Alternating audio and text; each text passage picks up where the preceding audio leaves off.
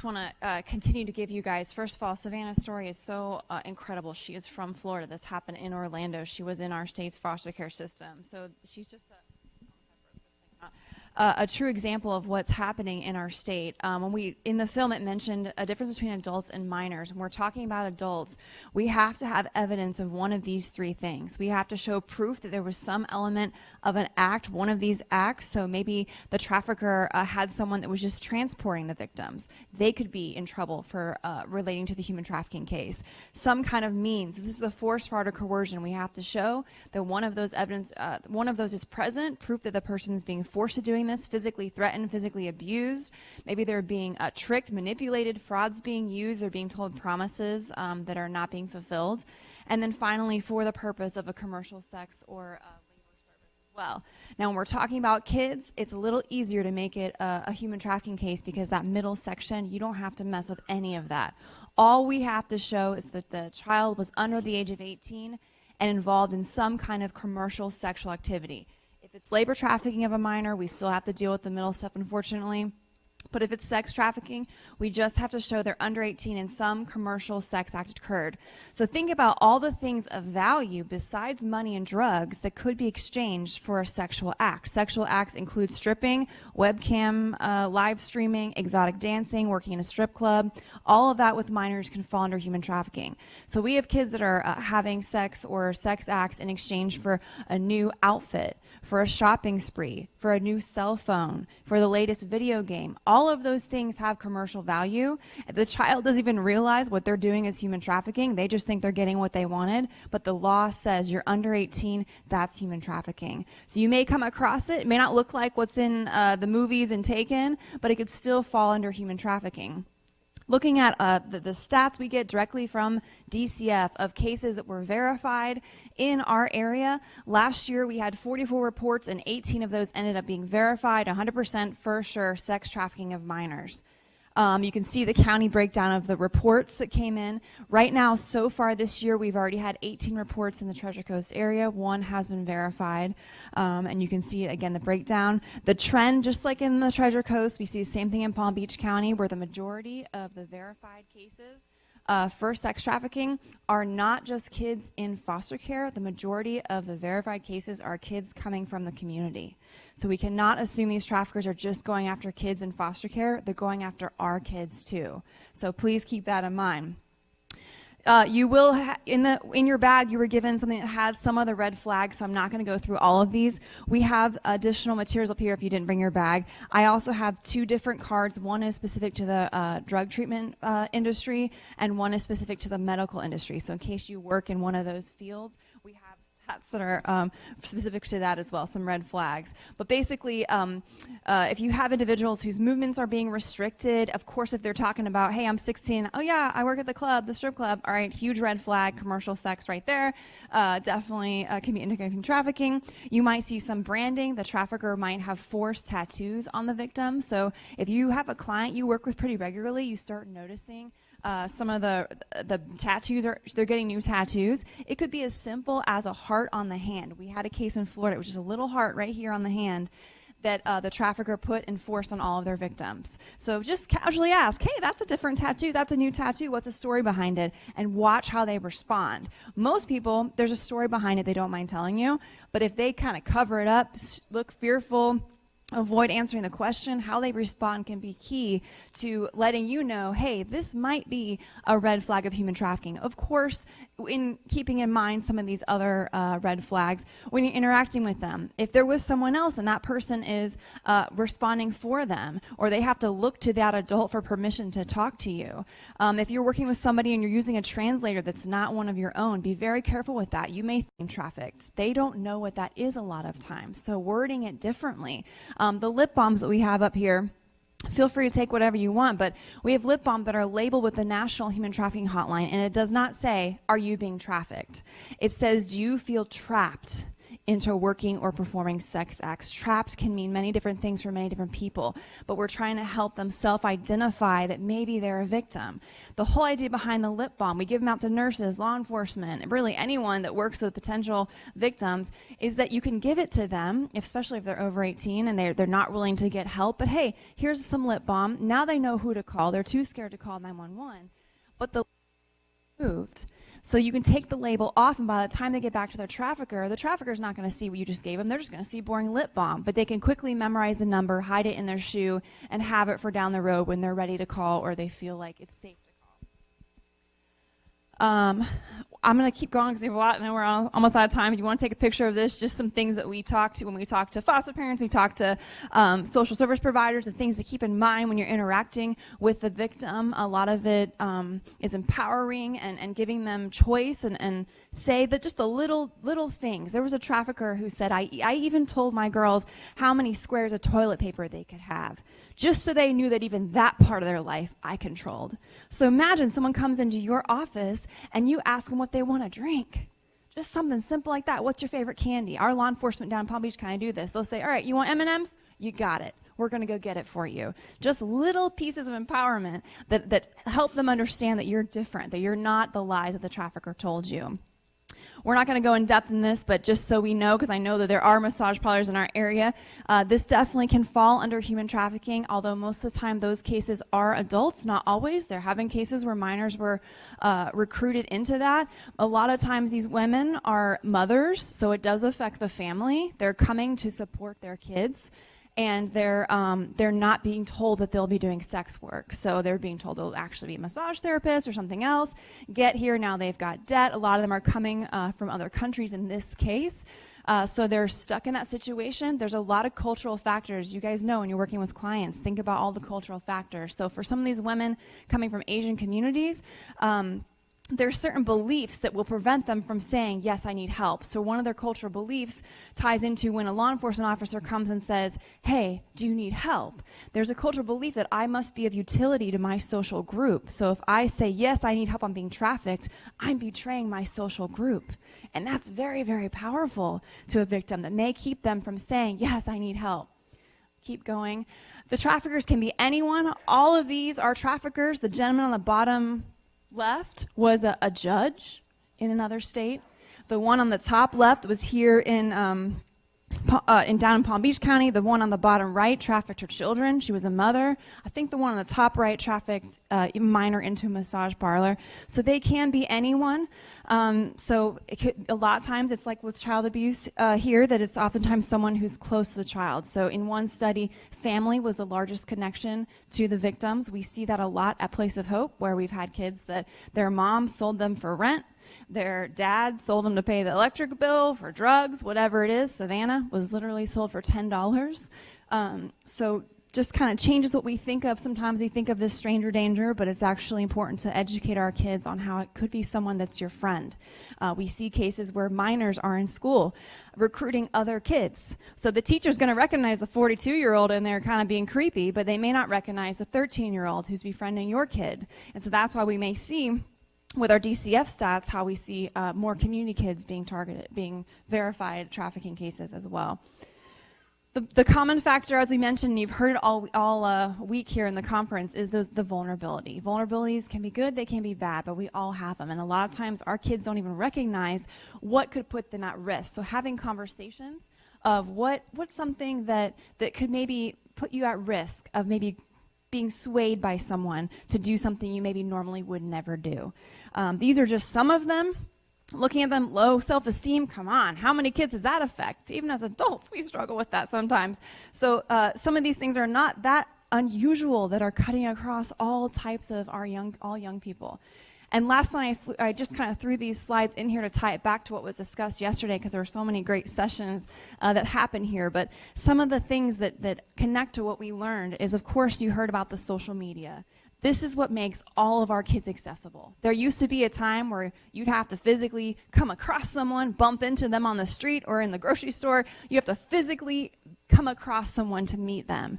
Now we're interacting with people across the world that we would have never come across. Our kids are now being accessed by predators that they would have never interacted with because we're good moms. We wouldn't let them go down that creepy alley or whatever. But now we've got the internet, we've got apps, and they're interacting with everyone. Our kids, let's say, I know I got in a lot of fights with my mom. I was sassy, believe it or not, and I got in trouble for that all the time, and I'd get grounded. Nowadays, if that happened, I could go online and make a status about how my mom is such a jerk and I hate her guts. So now everyone who's following me, or even beyond that, now know, there's some family issues going on. Even though the family issues may be completely normal of a teenager, now someone else has a window into my life, of my self-esteem, of my interests, of my struggles, of the people that are important to me, the ones I want to get away from right now, and I need someone to crash at their house. So all of that opens up the doors to affect our kids. The physical barriers go away. It exposes them to all types of things. I just saw... Literally, while I was waiting for this session, I saw something on CNN that I took a screenshot of that I thought was very concerning. Let's see if I can get it here. It was talking about our kids and what they're exposed to online, and it said your 12-year-old might be seeing more naked people having sex in 5 minutes than their grandparents did over their entire lifetime, just through what they're being exposed to online. Sextortion, this is a tactic that we're seeing traffickers use, where they'll maybe be a romantic interest, or maybe not. They'll ask for pictures online, inappropriate pictures. The young people send them, and now they've got leverage. Now, if you don't do what I say you're gonna do, the whole world's gonna see these. Your parents, your teachers. One trafficker said even the universities that you're trying to get into. So I'm shutting down your future, your current life, your past life, everything is going out the window just with those images. Our kids don't think twice before they send it. And I attended a really great training a couple years ago with someone that used to work at the Cook County Sheriff's Office, and he said that our kids are sending these pictures, things they would never do in person with that stranger, but because they're taking it in the comfort of their own home, it feels safe. All right, I'll take my shirt off. I'm in my bedroom. You can't do anything to me. They're not thinking about the repercussions of this down the line.